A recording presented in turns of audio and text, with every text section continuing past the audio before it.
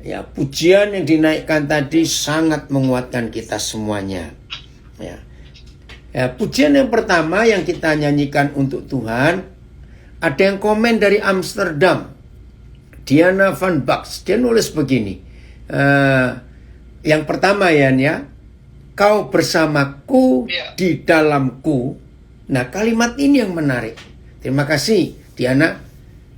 Saya ulangi, kau bersamaku di dalamku jadi bukti kebesaranmu. Saya sudah sering nyanyi lagu ini, saya suka juga.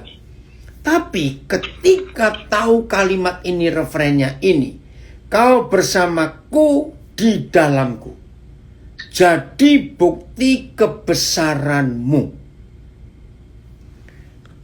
Saya memberikan contoh begini.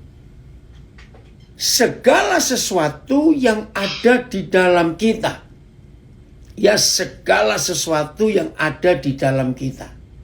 Itu pasti berdampak atau punya impact atau berpengaruh. Baik untuk hidup kita maupun untuk hidup orang-orang di sekitar kita. Coba renungkan ini. Terima kasih Bapak untuk pujian. Oh, luar biasa, jadi bukti kebesaranmu. Kami siap. Selama kami hidup menjadi murid-muridmu, menjadi anak-anak Papa di surga, kami siap untuk menjadi bukti kebesaranmu. Saya ulangi lagi supaya semua kita sadar. Segala sesuatu yang ada di dalam tubuh kita, itu pasti berdampak. Bukan cuma dampak buat diri kita sendiri, tapi buat orang-orang di sekitar kita. Contoh pandemik ini. Kalau virus COVID-19 masuk ke dalam tubuh seseorang, dampaknya besar nggak? Wih, luar biasa. Bukan cuma untuk orang yang kena virus itu, tetapi orang-orang di sekitarnya. Minggu yang lalu salah satu cucu saya yang ada di LA. Ya, saya dapat kabar kaget. Ya, anak ini masih SD, kelas 5. Tahu-tahu orang tuanya ditelepon dari sekolah. Tolong anak ini besok nggak boleh masuk sekolah karena sekolah libur. Loh, kenapa libur? Nah, ternyata ada satu anak di ruang kelas yang sama dengan cucu saya itu dinyatakan positif. Nah, akhirnya seluruh sekolah ditutup. Bayangkan yang kena cuma satu orang. Tapi puji Tuhan, cucu saya negatif setelah diperiksa beberapa hari kemudian. Recording in progress. Oh, lupa recordingnya. Oke, amin. Saya ulangi lagi, saudara. Pujian yang baru kita naikkan tadi sangat hebat. Jadi bukti kebesaranmu. Nah, salah satu baitnya, kau bersamaku di dalamku.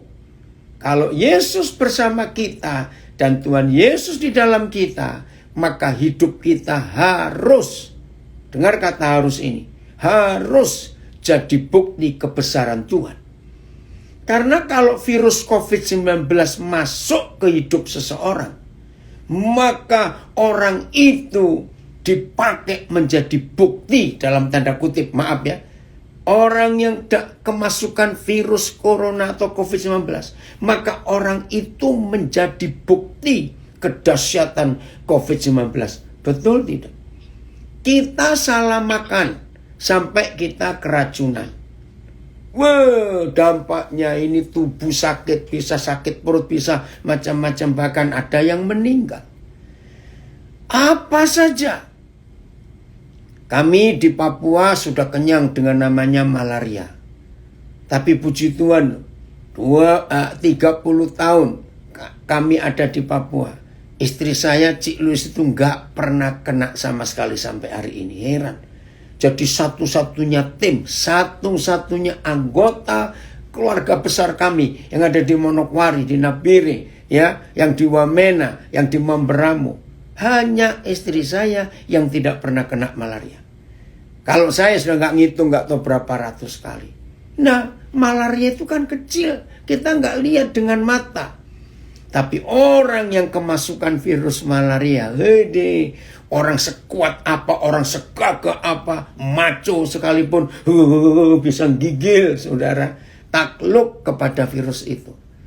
Nah sekarang pertanyaannya, kalau Tuhan Yesus sudah ada di dalam hidup kita, karena janjinya, barang siapa yang percaya Tuhan Yesus, mengambil keputusan bertobat, lalu mengikut dia, mengundang Yesus masuk ke dalam hidupnya, maka orang itu diberi hak untuk menjadi anak-anak Tuhan. Nah, seharusnya kalau Tuhan Yesus sudah ada di dalam hidup kita, bukan hanya status kita sebagai anak Tuhan, tetapi hidup ini harus jadi bukti kebesaran Tuhan. Betul tidak, saudara? Kalau virus-virus penyakit yang mata nggak bisa lihat, kecil sekali, itu masuk ke tubuh seseorang, orang itu bisa terpengaruh, kena sakit dan macam-macam lagi. Nah, kalau Yesus Tuhan ada di hidup kita, harusnya dampaknya itu hebat, jadi bukti kebesaran Tuhan. Ini cucu saya yang di Bali kemarin, tiba-tiba dapat kabar, kena kolera. Aduh, masih umur 3 tahun, 4 tahun begitu. Anaknya Joe, Fanny, anaknya Joe, ya kemarin ini, semalam barusan, dibawa ke dokter, dua-dua itu. Puji Tuhan, tadi saya dapat kabar sudah baikan. Nah, saudara bayangkan, virus-virus, bakteri-bakteri yang masuk ke hidup kita, itu bisa mengganggu bukan cuma kita, tapi orang-orang yang ada di sekitar kita kena dampaknya. Contoh, kalau anak sakit, orang tua panik, kakak adik panik. Saudara, ayolah kita mikir. Oi Andios, puji Tuhan, Papa senang kamu gabung juga. Ya, kalau kita ada Yesus di dalam hidup kita, harus cek dampaknya itu apa. Oke, saya akan baca ayat yang sangat terkenal, Yohanes 14. Ya, sudah sering kita baca ayat ini. Tapi ayo, karena pujian yang dipilih Yani tadi, maka kita bisa belajar. Yohanes pasal 14, saya lihat dulu ayat yang ke-20 mulai. Oke, saya akan baca dari Alkitab saya. Perhatikan firman ini. Pada waktu itulah kamu akan tahu. Tahu apa? Nah, ini penting sekali. Pada waktu itulah saudara dan saya dan orang-orang di sekitar kita akan tahu. Ya, Yohanes 14 ayat 20. Tahu apa? Wih, ini keren sekali.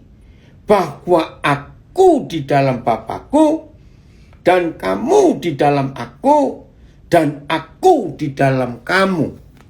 Saudara perhatikan. Ya, lihat ini saudara. Oke. Saya baca terjemahan TSI. Terima kasih. Pada waktu itulah kalian akan tahu bahwa aku bersatu dengan Bapakku. Jadi Tuhan Yesus dengan Bapa itu satu. Oke? Aku bersatu dengan kalian. Nah, kalau Tuhan Yesus berkata aku bersatu dengan kalian, Bapa ikut bersatu enggak? Kalau kalimat pertamanya, pada waktu itulah kalian akan tahu bahwa aku bersatu dengan Bapakku. Saudara renungkan ini. Satu virus. Jangan bilang 1000 virus corona masuk. Mati itu langsung orangnya. Satu virus saja. Seekor masuk dan berkembang biak. Dan kurang ajarnya COVID. Saudara, virus ini miliknya pasti paru-paru. Kebanyakan. Begitu masuk corona ke dalam tubuh seseorang. Yang diserang adalah paru-paru. Dan mereka nggak cuma nyerang. Ini loh kurang ajarnya si setan itu. Mereka berkembang biak di situ. Sehingga dalam waktu yang singkat, virus itu beranak cucu. Sampai paru-paru orang itu diselimuti lendir. Sehingga orang nggak bisa bernafas. Karena paru-parunya nggak bisa nyerap oksigen. Kurang ajar betul. Nah, kalau virus sekecil itu masuk ke tubuh orang, dampaknya mengerikan. Saudara perhatikan Yohanes 14 ayat 2. Saya ulangi lagi TSI-nya ya. Pada waktu itulah kalian akan tahu bahwa aku bersatu dengan Bapakku. Terus aku bersatu dengan kalian. Dan kalian bersatu dengan aku. AYT. Pada hari itu kamu akan tahu bahwa aku di dalam Bapakku, dan kamu di dalam aku, dan aku di dalam kamu. BIS. Bila tiba hari itu kalian akan tahu bahwa aku bersatu dengan Bapa, kalian bersatu dengan aku, dan aku bersatu dengan kalian. Saudara, kalau Bapa dan Tuhan Yesus yang maha besar, maha hebat, orang Belanda bilang the Almighty God. Bayangkan virus kecil masuk ke tubuh orang, bisa terpengaruh. Apalagi yang maha besar, yang maha hebat, ada di dalam hidup kita. Harusnya kita ini jadi bukti kebesaran Tuhan itu. Saya akan ulang-ulang. Kalau COVID-19 masuk ke tubuh orang, dan orang itu bisa menjadi bukti kehebatan COVID-19. Pertanyaannya, kapan saudara dan saya yang di dalam hidup kita ada Bapa dan ada Tuhan Yesus, lalu hidup kita ini menjadi bukti kebesaran Tuhan? Maaf ya, jangan tersinggung kalau saya bicara ini. Banyak atau sedikit, manusia hidup jadi bukti kebesaran sakit hati. Ngerti nggak pertanyaan saya? Saya tanya lagi. Bisa nggak seorang manusia hidupnya dipakai untuk menjadi bukti kebesaran kepahitan dan sakit hati? Tentu bisa. Ketika roh sakit hati, virus sakit hati masuk ke seseorang. Hari Sabtu malam yang lalu, ini Selasa ya, Sabtu malam yang lalu, saya belum pernah ketemu seseorang. Dia bertanya begini, ini seorang istri. Koden, kira-kira apa yang saya harus buat untuk bisa mengampuni orang? Oh ya, kenapa sulit? Yang tiap hari menyakiti saya. Saya tanya, sejak kapan? Saya kaget. Sejak 17 tahun yang lalu awal kami menikah. Hah? Anakmu berapa? 2. Yang pertama umur berapa? 14. Yang kedua umur 12. Aduh, saudara bayangkan. Sejak menikah 17 tahun yang lalu, istri ini disakiti suaminya luar biasa. Saya langsung bayangkan anak-anaknya. Aduh, itu Sabtu malam. Nggak sengaja bertemu. Ya, kami retreat itu. Saya kaget, saya layani. Saya sampaikan firman. Dia bilang, nggak bisa. Bagaimanapun saya tidak bisa mengampuni. Loh, kamu nggak takut masuk neraka? Jawabannya, 17 tahun sudah tinggal di neraka kok kenapa takut lagi? Aduh, bayangkan, apa nggak kaget itu saudara? 17 tahun sudah di neraka, ngapain takut neraka lagi? Aduh, saya harus ngomong apa lagi nih? Terus saya bilang gini, maaf ini saya beri contoh jorok. Maaf ya, kalau kamu habis beol, habis BAB, kamu apain? Ya di flash, ya dibuang, tekan. Bisa nggak kalau yang dibuat oleh suamimu, terus kamu flash seperti orang BAB? Dia jawabnya lagi, kalau memang orangnya bisa di flash, saya akan flash dia. Saya tertawa lagi. Bisa begitu sakit hatinya ini orang. Saudara, tapi ya udah. Akhirnya ada 2 orang lagi di situ, kami berdoa. Wih, begitu berdoa, Tuhan jamah hidupnya. Ada satu perkara yang dia sudah lupa, tapi Roh Kudus ingatkan kepada saya. Saya kaget juga. Ini 2 orang yang sudah lama bimbing dia sampai kaget juga. Maaf ya. Tiba-tiba Roh Kudus ingatkan waktu dia umur 5 tahun. Dia dilecehkan, misbruik, orang Belanda bilang. Di-misuse, diadu oleh papanya. Wih, saudara, begitu saya sampaikan, maaf ya. Saudara, begitu saya sampaikan waktu dia umur 5 tahun. Dia menjerit, saudara.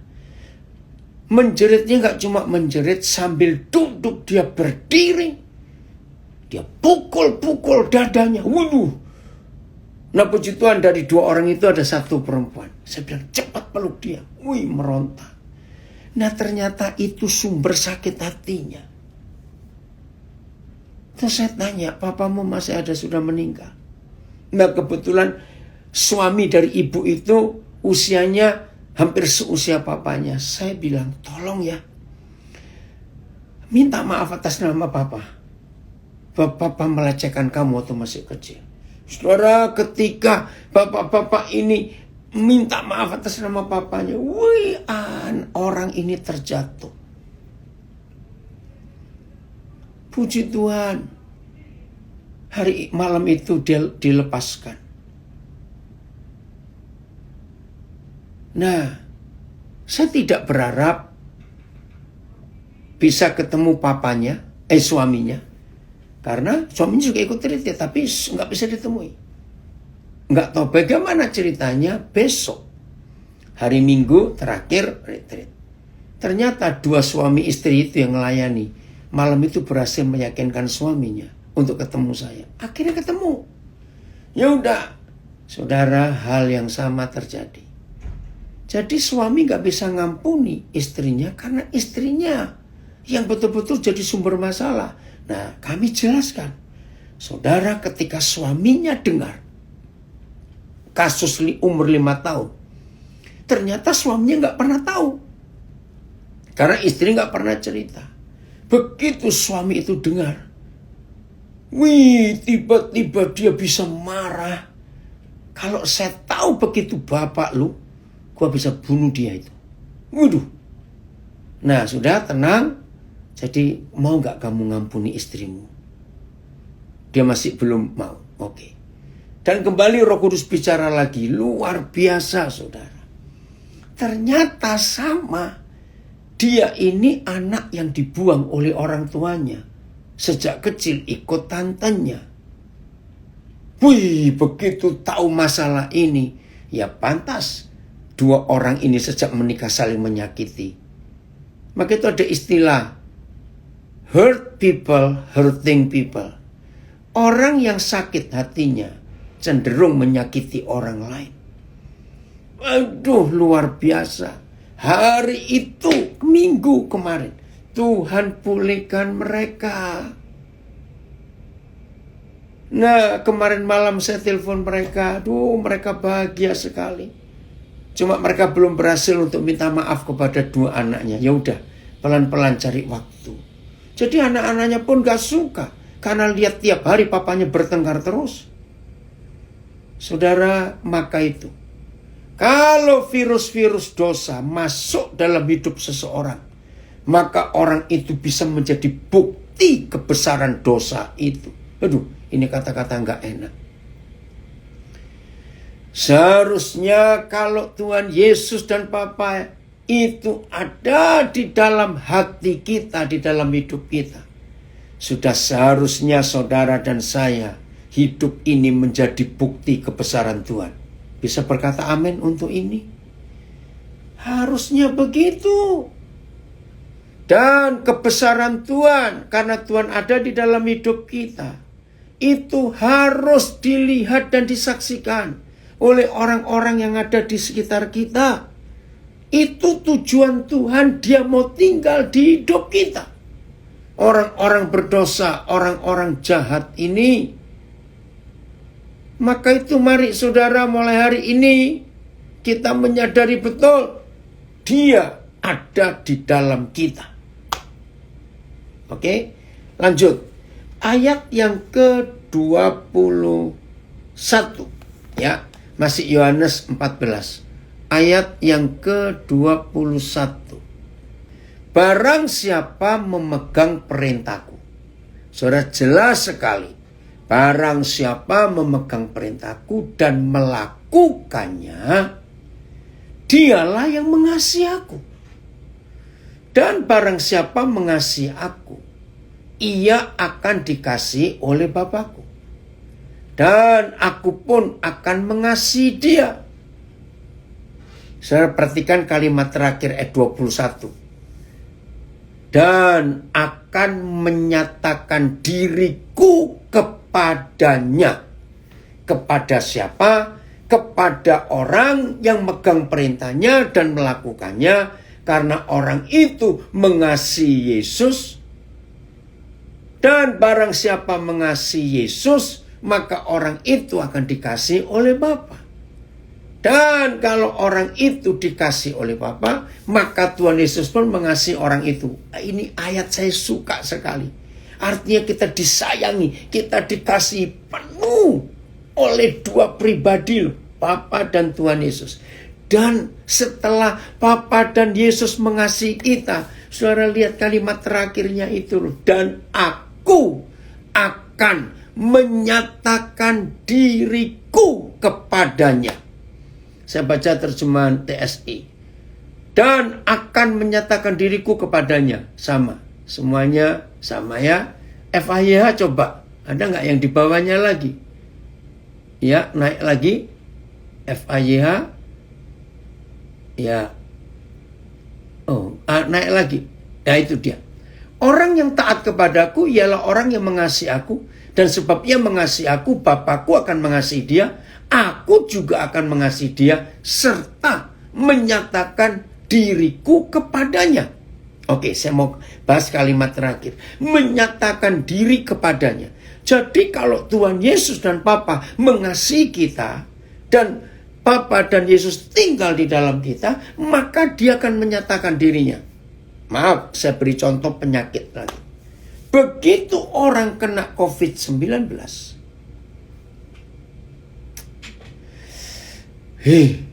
maka COVID itu akan menyatakan dirinya di hidup orang itu. Menyedihkan sekali. Saudara, maka itu mari kita lihat fakta ini.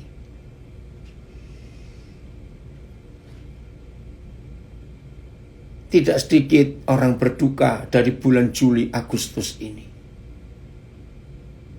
Karena virus ini menyatakan dirinya. Virus hepatitis begitu masuk ke dalam liver seseorang. Apa yang virus itu nyatakan di hidup orang itu? Maka orang itu kulitnya jadi kuning. Masih ingat ya kalau orang kena hepatitis jadi kuning. Saya ingin setiap kita, apalagi yang sudah ngaku lama jadi Kristen, jadi murid Yesus. Apakah Tuhan Yesus yang sudah tinggal di dalam hidup kita, itu sudah menyatakan dirinya lewat kita? Saudara tahu nggak? Kalau virus penyakit masuk ke hidup seseorang, dan virus itu menyatakan dirinya, orang langsung tahu kamu sakit ini ya. Lihat kalau kanker masuk ke tubuh seseorang, langsung kelihatan. Kanker itu menyatakan dirinya. Mulai hari ini saudara, jangan hanya bangga menjadi pelayan Tuhan. Jangan hanya bangga menjadi murid Yesus. Jangan hanya bangga aktif ke gereja. Jangan hanya bangga aku anak Tuhan. Pertanyaannya, kapan Tuhan bisa bangga kepada kita? Tidak ada cara yang lain. Tuhan bangga kepada kita. Bapa di surga bangga kepada kita. Tuhan Yesus bangga kepada kita. Kecuali satu. Tuhan Yesus menyatakan dirinya lewat hidup kita. Dan orang-orang melihat Yesus di hidup kita. Lagi sekali, sama seperti orang kena kanker, kena COVID, ya kena demam berdarah, dan penyakit-penyakit yang lain, malaria, hepatitis. Penyakit itu menyatakan dirinya dengan cara masing-masing, dengan bentuk masing-masing.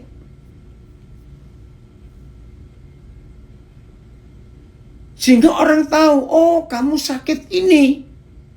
Walaupun kita bukan dokter, tapi kita bisa tahu orang itu sakit apa. Karena penyakit itu menyatakan dirinya di hidup orang itu. Roh Kudus tolong kami mulai hari ini, detik ini juga. Semua kami yang menyebut diri anak-anak Tuhan. Semua kami yang menyebut diri murid Tuhan Yesus. Semua kami yang percaya bahwa Tuhan ada di dalam hidup kami. Silakan Tuhan kau menyatakan dirimu lewat kami. Supaya dunia melihat Yesus atas hidup kami. Itu kerinduan Tuhan, saudara. Sehingga orang tidak hanya tahu kita rajin ke gereja. Kita rajin bawa Alkitab kemana-mana. Mereka nggak hanya tahu kita rajin ikut kebaktian doa. Ikut pelayanan ini, pelayanan itu. Enggak cuma itu yang mereka tahu.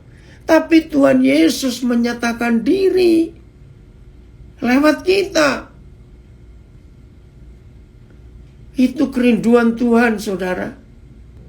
Oke, lanjut ayat 23 sekarang. Ayat 23. Ya, Yohanes 14 ayat 23.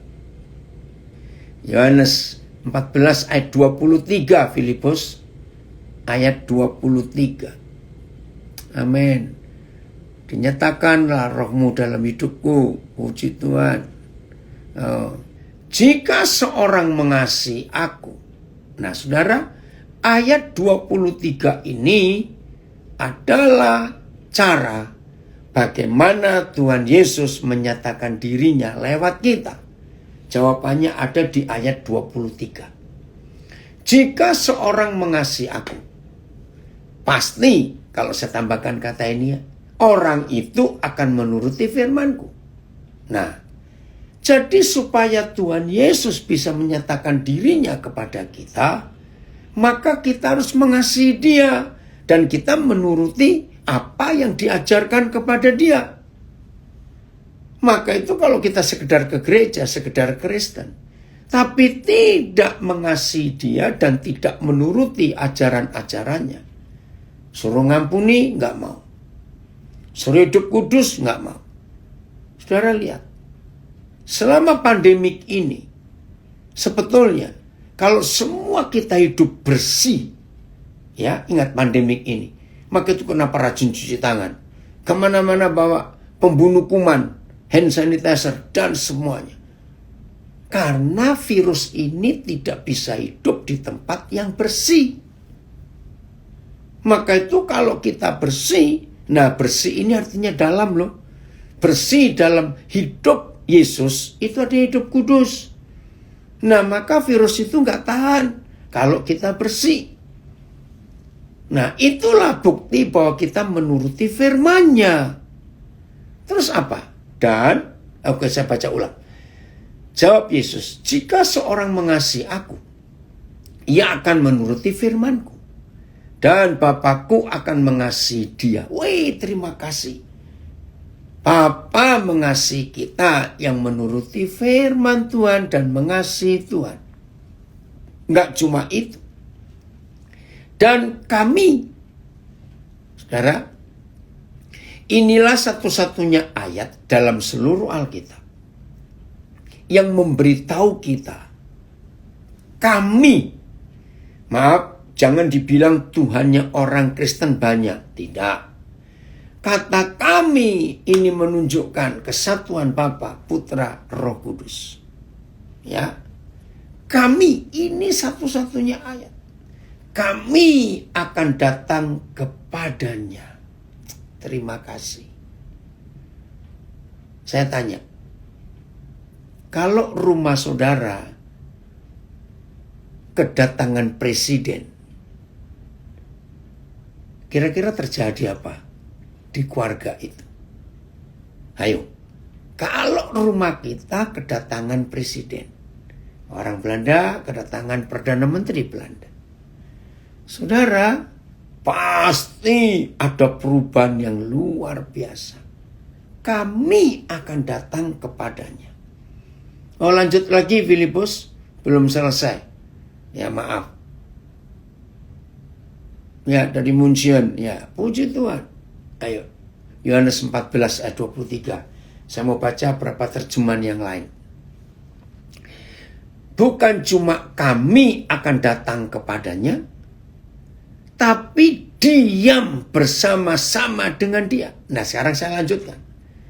Apa yang terjadi dengan keluarga kita kalau presiden datang ke rumah kita? Ternyata enggak datang. Presiden nginep dan tinggal di rumah kita. Hei, bisa jadi apa itu kira-kira? BIS. Yesus menjawab, orang yang mengasihi aku akan menuruti ajaranku. Bapakku akan mengasihi dia. Bapa dan aku akan datang kepadanya dan tinggal bersama dia. Wih, luar biasa. Oke, ada komen dari Amsterdam ini. Jika Yesus hidup di dalam kita, kita tidak pernah membalas perbuatan-perbuatan orang yang melakukan kejahatan atas hidup kita, betul? Ya. 7 kali berusaha disantet, diguna-guna. Puji Tuhan, Roh Kudus memprotek kehidupan saya. Wow. 22 kali berusaha dirancangkan yang jahat untuk dicelakai. Lagi-lagi kuasa Yesus sesuai dengan firman. Mazmur 91. Wih, hebat sekali kesaksian ini. Jadi saudara, kalau Papa hidup. Oh, Eka, terima kasih. Dari Kutai Barat. The Passion. Ya, dikatakan, Jesus replied, loving me empowers you to obey my word. Oh, jadi mengasihi Tuhan itu dilengkapi untuk mentaati firman-Nya. And my Father will love you so deeply that we, Papa dan Tuhan Yesus, we will come to you and make you our dwelling place. Wah, terjemahan The Passion lengkap. Saya baca lagi ya, The Passion ini. Yohanes 14:23. Jesus replied, loving me empowers you to obey my word. And my Father will love you and so deeply that we will come to you and make you our dwelling place. Membuat kita menjadi tempat kediaman Tuhan. Itu The Passion. Terima kasih Eka. TSI. Lalu jawab Yesus, setiap orang yang mengasihi aku akan mengikuti ajaranku. Bapakku akan mengasihi dia. Jadi aku dan Bapakku akan datang kepadanya. Luar biasa. Dan tinggal di dalam dia. Saudara perhatikan. Tinggal Papa dan Tuhan Yesus tinggal di hidup kita. Ingat loh, berkali-kali saya sudah katakan. Bagaimana kalau virus corona masuk ke hidup seseorang? Virus itu menyatakan dirinya menjadi bukti kehebatan COVID-19. Hei, COVID itu diam di dalam orang itu. Saudara, maka itu mulai hari ini, ayolah. Jangan cuma puas pelayanan di gereja, ya, ikut musik, paduan suara, aktif doa. Jangan. Ayo nyatakan Yesus. Papa dan Yesus tinggal di dalam hidup kita. Wah, itu luar biasa bukan? Terima kasih Papa untuk kehebatan firman-Mu. Senang sekali Papa kamu gabung. Ayo nyatakan kehebatan Tuhan itu lewat kehidupan kita semua.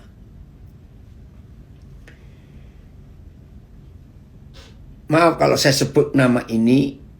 Kalau ada beberapa orang belum tahu, nggak apa-apa, nanti saya ceritakan. Hari-hari ini, kalau dunia mendengar nama Elon Musk, ya, Elon Musk, M-U-S-K. Pasti orang itu mikir teknologi hebat yang diciptakan oleh Elon Musk. Karena di hidup Elon Musk itu ada sebuah kekuatan daya cipta yang luar biasa. Elon Musk ini yang menciptakan mobil Tesla. Ya, mobil tanpa bensin pakai listrik. Orang Eropa, orang Amerika, orang Australia sudah tahu Tesla. Untuk kami di Indonesia baru sedikit orang punya Tesla. Bukan cuma mahal harganya, tapi persiapan listriknya itu loh, untuk setrumnya itu yang belum memadai. Tapi ada kok orang beli di Indonesia. Nah saudara, Elon Musk ini idenya luar biasa. Dia kelahiran Afrika Selatan. Tapi super jenius Elon Musk ini. Memikirkan hal-hal yang luar biasa. Sehingga dia menemukan sesuatu yang sangat berguna buat kehidupan banyak orang di dunia ini. Hidup jadi mudah. Bayangkan dia, saya nggak tahu sudah jadi atau belum. Ya, mungkin belum. Dia akan membuat jalan tol. Tapi di dalam tanah. Gila nggak ini orang? Yaitu dari Los Angeles ke San Francisco. Jalan tolnya itu bukan jalan, tapi berbentuk lorong. Ya, tube lorong. Dan itu ada seperti kereta, tapi bukan kereta. Itu kecepatannya bisa sekian ratus kilometer per jam. Di dalam lorong itu. Sehingga orang dari San Francisco, Los Angeles, LASF itu cuma dekat. Itu luar biasa, saudara. Orang pintar. Nah, ini bukan soal penyakit. Tapi orang yang di dalamnya ada kejeniusan, ada ide-ide menciptakan hal-hal yang luar biasa. Saudara percaya nggak? Roh Kudus yang diam di dalam kita. Itu lebih hebat daripada apa saja yang dunia pernah temukan. Betul ya? Sekarang kalau saya ngomong Tiongkok, negara Tiongkok. Siapa nggak kagum pada negara ini? Teknologi Amerika, teknologi Eropa kalah. Bayangkan. Saudara, siapa ngikutin berita? Sekarang sudah ada kereta api dari Shenzhen, itu Tiongkok Selatan, sampai ke Amsterdam. Kereta api. Gila betul ini Tiongkok. Luar biasa bukan? Nah, kalau saudara melihat dunia kita berkembang seperti ini, karena ada orang-orang tertentu yang di otaknya itu nggak tahu ada apanya, gitu loh. Artinya, maksud saya, percaya nggak bahwa di dalam hidup kita, dari otak kita sampai telapak kaki kita, itu ada Tuhan yang maha besar itu. Nah seharusnya hidup saudara dan saya itu menyatakan menjadi bukti kebesaran Tuhan. Jangan berkata loh, aduh aku sudah tua, sudah pensiun. Roh Kudus nggak kenal orang tua, nggak kenal anak-anak. Pokoknya ya, usi yeta, senyum-senyum, selfie. Ya, sikin, ya ayo, nggak boleh yang tua-tua merasa, aduh sudah tua, nggak boleh. Harus tetap semangat, karena Roh Kudus itu bekerja luar biasa di hidup kita. Izinkan dia bekerja dalam hidup kita. Mazmur 104 ayat 30. Mazmur 104 ayat 30. Kita lihat hebatnya Roh Kudus yang tinggal dalam hidup setiap orang percaya. Mazmur 104 ayat 30. Terima kasih Bapak. Firman ini luar biasa. Mazmur 104 ayat 30. Ayat 30. Roh Kudus itu luar biasa. Dan semua kita yang percaya Tuhan Yesus yang sudah dipenuhi oleh Roh Kudus. Oh, ada yang komen ini. Jika Roh Kudus ada di dalam DNA kita, maka kita serasa ABG terus walau usia kita sudah di atas 60-an. Amin. Itu ya, dengar ya. Ada yang komen ini. Diana Van Bax. Ya. Apabila engkau mengirim rohmu, sudah enggak Roh Kudus dikirim kepada kita? Sudah. Mereka tercipta. Dan engkau membaharui muka bumi. Saudara perhatikan firman ini. Saya baca terjemahan yang lain. AYT.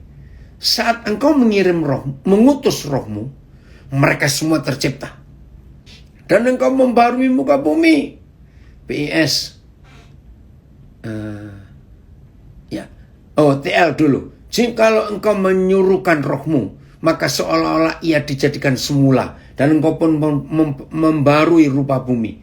PIS. Tetapi apabila mereka kau beri nafas, itu roh Tuhan, mereka dijadikan. Engkau memberi hidup yang baru kepada bumi. FIA. Kemudian engkau mengirim rohmu. Naik lagi Filipus, papi gak bisa kebaca. Ya. Kemudian engkau mengirimkan rohmu, maka lahirlah hidup yang baru. Untuk membarui semua yang hidup di bumi. Oke, tadi Eka kirim terjemahan The Passion-nya. Ya. Oh bukan. Terjemahan baru. Oke. Baik, saya lanjutkan. Nah, artinya begini, saudara. Begitu Roh Kudus dicurahkan, diberikan pada hidup seseorang, maka Roh Kudus itu membuat ciptaan baru, memperbarui yang rusak, yang kacau diperbarui. Maka jadi baru muka bumi itu. Tadi puji Tuhan gabung ya. Jadi kalau Roh Kudus ada di dalam hidup kita, pembaharuannya itu luar biasa. Nah, ini yang Tuhan inginkan lewat kita. Bahwa begitu saudara dan saya mengalami pembaruan dari kuasa Roh Kudus, dari kuasa firman, karena kasih Tuhan, Bapa dan Yesus mengasihi kita, maka hidup ini diperbarui dan orang-orang yang ada di sekitar kita juga ikut diperbarui. Itulah bukti kebesaran Tuhan lewat hidup kita masing-masing. Terima kasih Bapak. Dahsyat sekali perubahan-perubahan karena kuasa firman itu tadi. Kan kita semua masih ingat Kejadian 1. Hanya manusia yang tidak diciptakan dengan kata-kata. Tapi semua yang ada di alam semesta. Bukan cuma yang ada di bumi loh. Yang ada di alam semesta. Semua yang ada di alam semesta. Itu diciptakan hanya dengan firman. Tuhan berfirman, jadi firman ini jadi. Nah, sekarang kita renungkan. Firman itu ada di dalam kita. Halo? Sadar nggak saudara? Firman itu ada di dalam kita. Maka firman yang ada di dalam kita itu pasti bisa menciptakan sesuatu. Karena daya ciptanya ada. Nah, ini bedanya ya, Filipus nayangkan Kejadian 1:26. Kalau ini bukan ciptaan, ini dibuat dengan tangan Tuhan, pakai firman, lalu Tuhan buat sesuatu. Ini sungguh-sungguh luar biasa, saudara. Maka itu dalam hidup kita, ayolah ya, kita ini mempercayai yang di dalam kita itu dahsyat sekali. Hebat Tuhan kita, ya, hebat Tuhan kita. Jadi kalau kita ingat Kejadian 1, begitu hebatnya dunia dan alam semesta ini, itu hanya jadi karena Bapa kita berfirman. Renungkan ya. Jadi daya cipta, the power of creation, itu ada di dalam firman. Nah, firman itu kan ada di dalam kita. Amin. Lores, amin, puji Tuhan. Maka semua kita yang diisi oleh firman, lagi sekali cara berpikirnya, hidup yang diisi virus COVID-19 berdampak enggak? Pasti. Hidup yang diisi dengan virus-virus penyakit yang lain, ada sesuatu yang bisa dilihat oleh orang di sekitarnya. Maka seharusnya kalau saudara dan saya dipenuhi dengan firman, hidup ini diisi firman, harusnya ada sesuatu yang besar terjadi di hidup ini. Karena firman itu adalah pencipta, daya cipta yang luar biasa. Maka itu semua kita murid-murid Tuhan Yesus harus mampu menyatakan kuasa firman itu, harus. Karena firman itu ada di dalam kita. Masa nggak berdampak, masa nggak ada akibat atau impact atau pengaruh sedikit pun? Nggak mungkin. Pasti ada dalam hidup kita. Terima kasih Tuhan untuk hal seperti itu. Kekuatan firman itu luar biasa. Ya, saudara harus yakin loh. Maka itu mari kita tanya dalam hidup kita, ada apa ya? Kok sepertinya, maaf ini saya cuma beri contoh. Aku tiap hari baca Alkitab loh. Aku tiap hari dengar khotbah loh. Tapi kok sepertinya gini-gini aja hidup ini. Nah, kembali ke Yohanes 14 tadi.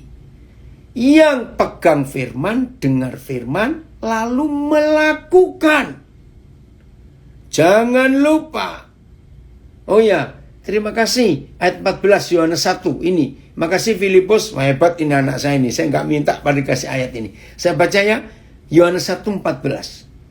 Firman itu telah menjadi manusia dan diam di antara kita. Dan kita telah melihat kemuliaannya. Melihat loh. Yaitu kemuliaan yang diberikan kepadanya sebagai anak tunggal Bapa. Penuh kasih karunia dan kebenaran. Saya baca terjemahan lain. TSI. Ya. Jadi, firman itu sudah menjadi manusia. Dan tinggal bersama-sama dengan kita. Sebagian dari kita sudah menyaksikan kemuliaannya. Nah, pertanyaannya, apakah orang-orang di sekitar kita, saudara-saudara kita, teman-teman kita, sudah melihat kemuliaan firman yang ada di dalam kita? Ini pertanyaannya. Saya lanjutkan TSI. Yaitu kemuliaan sebagai anak satu-satunya dari Bapa. Kita mengenal semua kebaikan hati Tuhan kepada kita melalui firman itu. Dan dia sangat layak untuk dipercaya. Haleluya.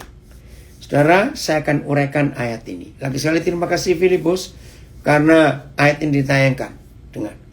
Inilah ayat yang menunjukkan Tuhan Yesus itu anak tunggal Bapa. Oke.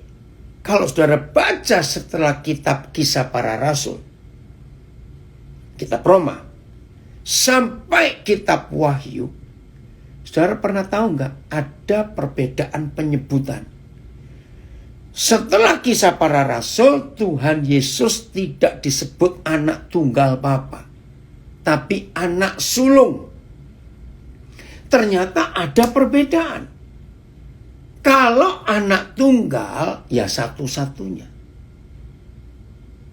Tapi setelah Tuhan Yesus naik ke surga, Roh Kudus dicurahkan, gereja lahir, maka saudara dan saya, menurut Ibrani 2 ayat 11, saudara dan saya ini adalah adik-adiknya Tuhan Yesus. Maka itu dia disebut anak sulung, bukan anak tunggal.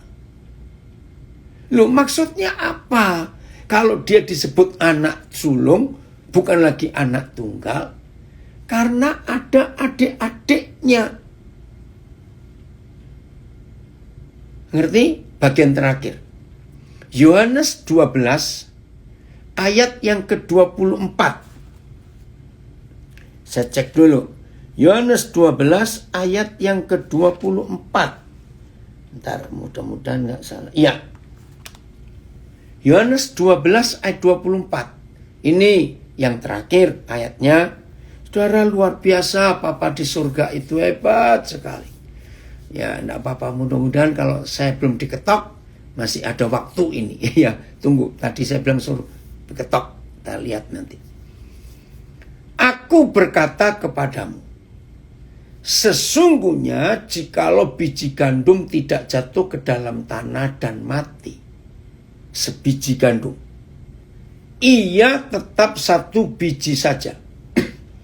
Tetapi jika ia mati, ia akan menghasilkan banyak buah. TSI, apa yang aku katakan kepadamu ini memang benar. Apa yang segera terjadi kepadaku dapat digambarkan seperti satu biji gandum. Untuk menghasilkan banyak biji gandum, biji itu harus ditanam dan mati. Baru bisa tumbuh kembali dan menghasilkan banyak biji gandum. Kalau tidak demikian, biji itu akan tetap satu biji saja. Saudara sadar nggak? Satu biji yang pertama di ayat 24 Yohanes 12. Itulah anak tunggal dari Bapa. Tapi karena biji tunggal ini mau mati dikuburkan, maka tumbuh pohon baru. Nah, di dalam satu pohon, gara-gara satu biji pertama mau mati, maka dari satu pohon itu menghasilkan banyak buah. Nah, di dalam tiap-tiap buah itu ada biji-biji yang banyak. Nangkep gak, saudara? Maka itu Tuhan Yesus harus mau mati, supaya dari anak tunggal menjadi anak sulung. Maka dari satu pohon yang dihasilkan dari satu biji yang pertama itu, enggak tahu berapa ratus juta biji lagi dihasilkan. Karena dari satu biji tumbuh satu pohon. Dari satu pohon keluar ribuan-ribuan buah, karena berkali-kali dari ribuan-ribuan buah, di dalam satu buah ada sekian ratus biji lagi. Saudara nggak terhitung. Saudara, 2000 tahun yang lalu Tuhan Yesus mengenapi Yohanes 12 ayat 24. Dia mati. Lalu 3 hari kemudian dunia memperingati kemenangannya Yesus bangkit. Maka jadilah kita biji-biji baru yang lain. Nah, saudara dan saya harus siap mati dikuburkan, supaya tumbuh pohon baru dan biji-biji yang lain lagi. Dahsyat enggak, saudara? Yani lagi sekali terima kasih. Tadi kamu milih lagu yang tepat sekali untuk kita belajar.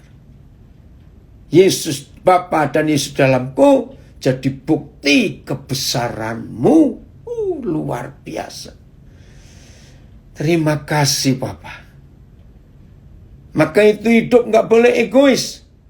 Harus siap dikuburkan, mati. Untuk bangkit. Jadi pohon yang baru. Dan ada hasil yang luar biasa. Inilah kebenaran. Nah, sedikit saudara supaya tahu. Kisah Yohanes 12 ini unik. Coba lihat ayat 1 ya. Supaya kita tahu kisah Yohanes 12 ini unik. Ya. Ayat 1 mulai, coba. Kita baca. Ya, mulai ayat 1. Ada apa sampai Tuhan Yesus menyatakan firman ini? Ya, ayat 1. Oke. Ya. Satu terjemahan aja Filipus, baik. Karena agak panjang pembacaan ini. Yohanes 12 ayat 1. Oh, saya salah. Bukan ayat 1. Sebentar. Ayat yang ke-20. Maaf, ayat 20. Saya salah. Maaf, Filipus ayat 20. Ya, satu terjemahan saja. Ya, di antara mereka yang berangkat untuk beribadah pada hari raya itu, terdapat beberapa orang Yunani. Hari raya Paskah itu hari raya besar. Maka orang Yahudi dari seluruh dunia rame-rame ke sana. Seperti kalau lebaran di Indonesia, orang-orang pulang kampung ketemu keluarga. Orang-orang itu pergi kepada Filipus yang berasal dari Betsaida di Galilea. Lalu berkata kepadanya, Tuhan, kami ingin bertemu dengan Yesus.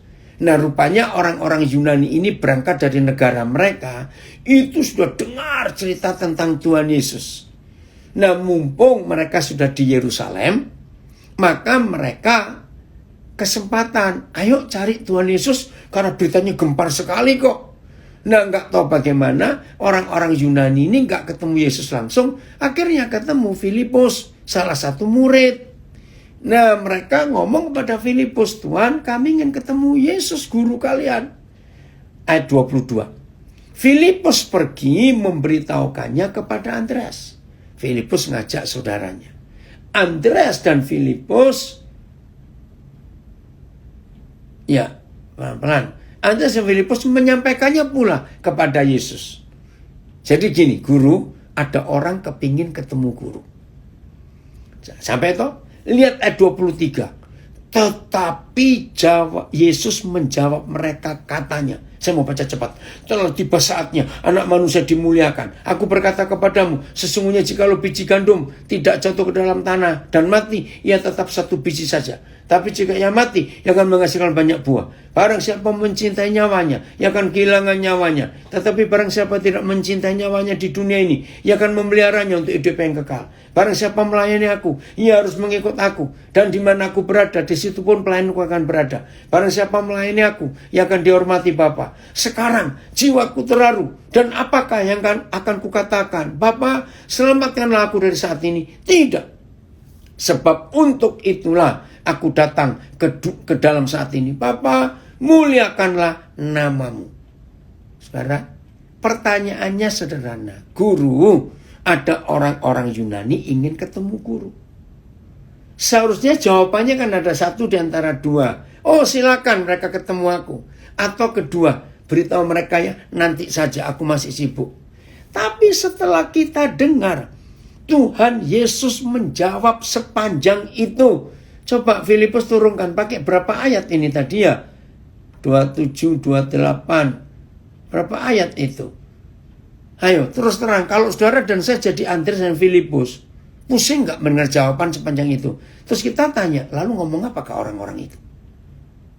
Ngerti pertanyaan saya, saudara? Bingung. Tapi justru jawabannya ada di ayat 24 tadi. Jadi begini kesimpulannya. Sampaikan kepada mereka ya, mereka nggak perlu ketemu aku sekarang. Mereka nanti akan ketemu kamu. Sebab aku sudah siap mati. Jadi dari satu biji menjadi pohon. Dan kamulah biji-biji yang berikut yang akan dilihat oleh dunia untuk mewakili aku. Nah, inilah arti Yohanes 1:14. Firman itu telah jadi manusia dan diam di antara kita. Jadi kesimpulan pelajaran hari ini, kalau saudara dan saya di dalam hidup ini ada Bapa dan ada Tuhan Yesus, ada firman, maka saudara dan saya kemanapun kita pergi, yang dilihat orang adalah hidup Yesus, karakter Yesus. Bisa berkata amin untuk ini. Ini yang Tuhan tunggu. Tuhan gak puas. Tuhan gak suka kalau kita hanya ngaku Kristen, rajin ke gereja, berdoa rajin. Tapi Tuhan akan puas. Makasih Nelly komennya. Papa akan puas kalau hidup saudara dan hidup saya bisa menyatakan kebesaran Tuhan Yesus lewat kita ini. Ayo saudara, mulai hari ini kita serius.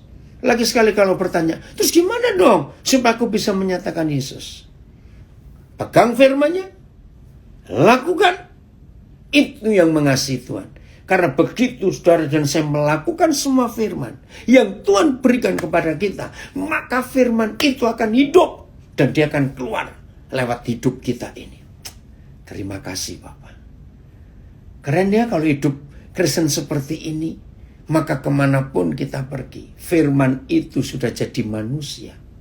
Jadi yang di Belanda, kalau saudara ke Albert Heijn, nah ini yang gak Belanda gak usah tahu. Kalau saudara ke Albert Heijn, maka orang-orang yang di dalam toko Albert Heijn akan melihat firman lewat hidup saudara. Amin. Kalau saudara ada di Central Station, saudara akan dilihat orang sebagai firman yang hidup. Betul, dari Jogja siap melakukan firman ini. Nah, seorang di Jogja, kalau saudara jalan-jalan di Malioboro, maka orang melihat firman sedang jalan-jalan belanja di situ. Amin. Orang-orang Belanda, saudara pergi kemana saja naik tram, orang kan melihat firman di dalam tram. Wih, luar biasa Tuhan kita. Karena firman itu jadi manusia dan bertumbuh. Ini kerinduan Tuhan atas kita. Ketika dia menyatakan diri, aku dan Bapakku ada di dalam kamu. Oke, saudara, luar biasa firman Tuhan. Jadi kita nggak boleh cuma ngaku Kristen, tidak. Tapi harus Yesus dinyatakan lewat kehidupan kita. Terima kasih Bapa. Inilah yang ditunggu oleh dunia. Apalagi ketika hampir semua kebaktian minggu masih belum ada. 2 minggu lalu waktu kami di San Francisco, untuk kumpul 5 orang aja, itu batas minimum. Aduh, ya. Maka itu ayo, ketika gereja tidak ada kebaktian, tidak ada Sunday service, kita bisa kemana-mana dan menyatakan firman lewat kehidupan kita. Ada komen dari Pak Siaan, jadi terang dan garam bisa dinikmati sesama. Di mana kita ada bersama Bapa, Roh Kudus mampu membuat kita mampu berkarya. Amin. Hebat ya Tuhan kita. Maka ayat terakhir, 1 Korintus 11 ayat 1. Makasih Roni. Ya, maka saudara dan saya harus bisa berkata seperti yang Paulus katakan. 1 Korintus 11 ayat 1. Oh, ini anak saya Muhammad Taufik. Ikut juga. Belum tidur ya? Nah, percaya Tuhan Yesus pasti berkati kamu. Ya, namanya Muhammad Taufik. Ikut belajar juga. Ya. Udah? 1 Korintus 11 ayat 1. Biar ini jadi kerinduan Tuhan yang terjadi di hidup kita. Jadilah pengikutku, sama seperti aku juga menjadi pengikut Kristus. Jadi Paulus tidak berkata, ikuti Yesus. Ya, maka Yesus akan kelihatan. Enggak begitu. Ikutlah aku. Seperti aku telah menjadi pengikut Yesus. Ikut aku. Siap? Mulai hari ini, saudara dan saya harus berani berkata seperti ini. Kalau ada orang tanya, aduh, aku ingin tahu Yesusmu itu seperti apa. Jawab, kalau kamu ingin lihat Yesus, lihat hidupku. Kok nggak ada yang amin? Amin? Kalau ada orang tanya, Yesus seperti apa? Lihat hidupku. Wah, di situ nanti orang akan melihat Yesus lewat kita. Terjemahan yang lain. PS, ikutilah teladan saya, seperti saya pun mengikuti teladan Kristus. TSI, jadi ikutilah teladan saya, sama seperti saya juga mengikuti teladan Kristus. Luar biasa. Maka dunia akan kenal siapa Yesus lewat hidup kita. Tuhan Yesus memberkati kita semuanya. Selamat menjadi pelaku firman ini. Jadi biji-biji gandum yang baru. Tuhan Yesus memberkati kita semuanya.